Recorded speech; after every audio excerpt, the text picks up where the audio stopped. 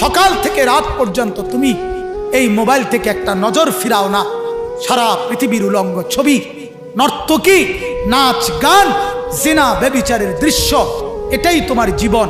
তোমার চুল একবার ডান দিকে নাই, একবার বাম দিকে নাই, একবার এদিকের চুল ফেলায় দিলা, আরেকবার এদিকের চুল ফেলায় দিলা, আরেকবার পিছনের চুল ফেলায় দিলা, একবার সজারুর মতো, একবার হনুমানের মতো, একবার পাখির মতো। আরে তুমি তো প্রতিবন্ধী। আমার স্পষ্ট ফতুয়া, যাদের চুল এলোমেলো, কোনো স্টেশন নাই, এদের মানসিক সমস্যা, এরা প্রতিবন্ধী। প্রতিবন্ধী এজন্য আমার দৃষ্টিতে এটা কি কাটিং? প্রতিবন্ধী কাটিং চুল। এটা সুস্থ কাটিং না, সুস্থ কাটিং না। কোন আলেম, কোন ওলামা, তাদেরকে বাদ দাও মিয়া। গোটা দেশের কোন ভদ্রলোক, উচ্চ শিক্ষিত, কোন সচিব আমলা, কোন ডাক্তার, কোন উচ্চ পদস্থ ভদ্রলোক, তাদের চুল তো এমন না। তুমি বন্ধু এটা কার মতো রাখলা? কার মতো এটা? কাকে দেখলা? হায় হায়, ফ্যাশন।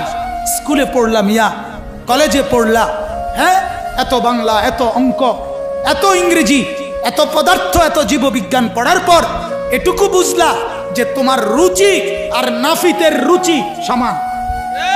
কারণ এই ডিজাইন তো কোনো বইপত্র থেকে নেও নাই, সেলুনের নাপিত থেকে নিছো।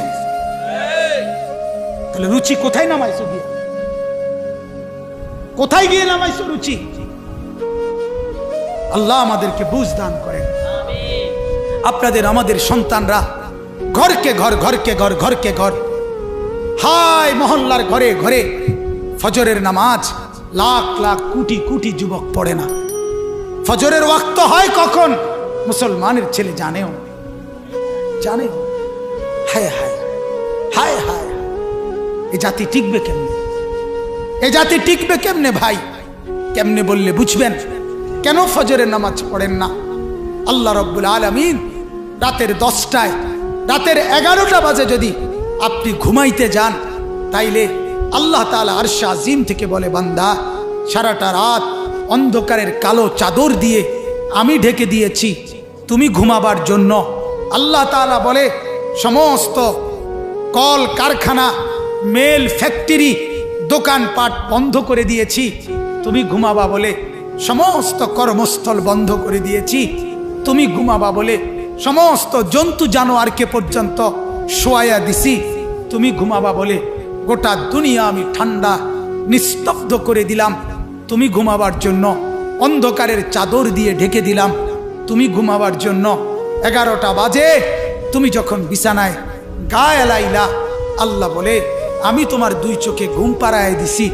ঘুম আমি দিয়েছি 12টা, 1টা, 2টা, 3টা, 4টা, 5টা, 5:30। আল্লাহ তাআলা বলেন, 6 ঘন্টার মাথায় আমার বান্দা 6 ঘন্টা পরে আমি রব্বুল আলামিন মাত্র 6 ঘন্টা ঘুম পাড়াইয়া সারা রাত ঘুমে রাইখা আমি তোমার কাছে 4টা রাকাত নামাজ মাত্র 10টা মিনিট আমি রব্বুল আলামিন চেয়েছি।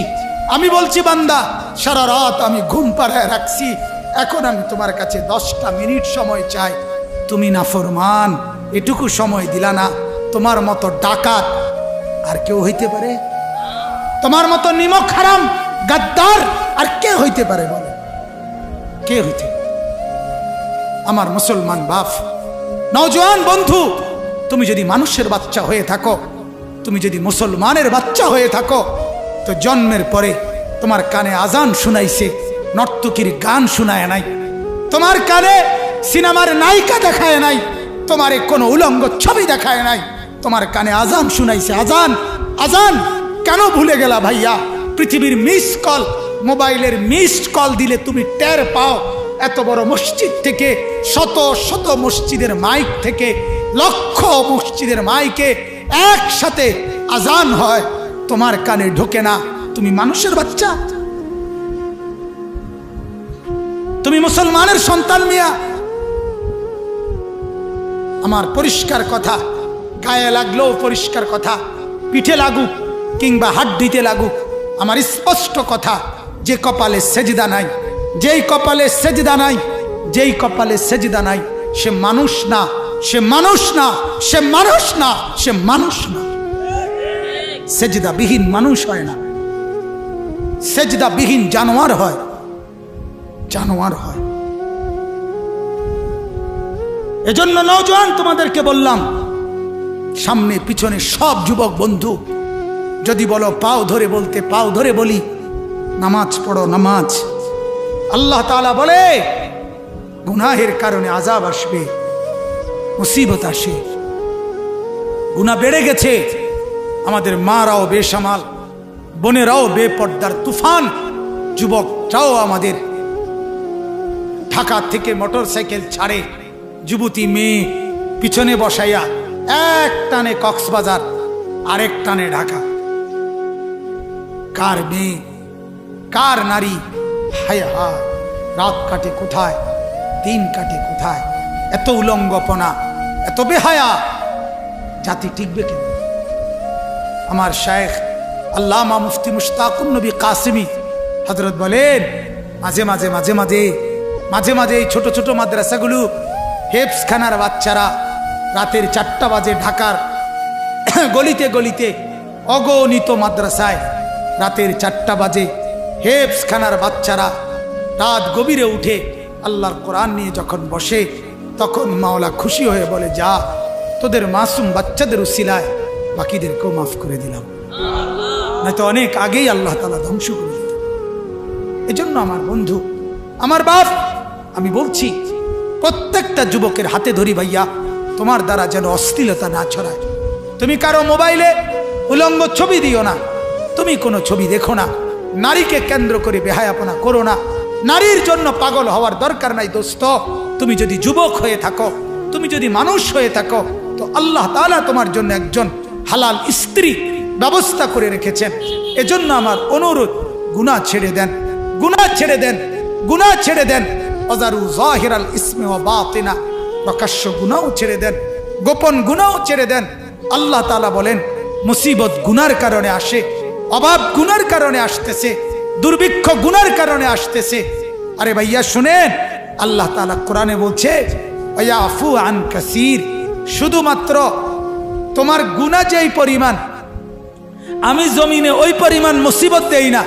লক্ষ কোটি গুনাহ আমি এমনিতেই মাফ করে দেই, এমনি মাফ করে। সামান্য কোটি গুনার পরে সামান্য একটু আযাব দেই, আর অগণিত গুনাহ এমনি মাফ করে। জমিন, এই জমিন, এই মাটি, প্রত্যেকটা গুনার পরে যে যেখানে গুনাহ করে, খোদার কসম, জমিন আল্লাহকে বলে, আল্লাহ ওরে উল্টাইয়ে দেই, ওরে উল্টাইয়ে দেই। ও যে আপনার জমিনের উপরে দাঁড়াইয়া মাওলা উলঙ্গ ছবি দেখতে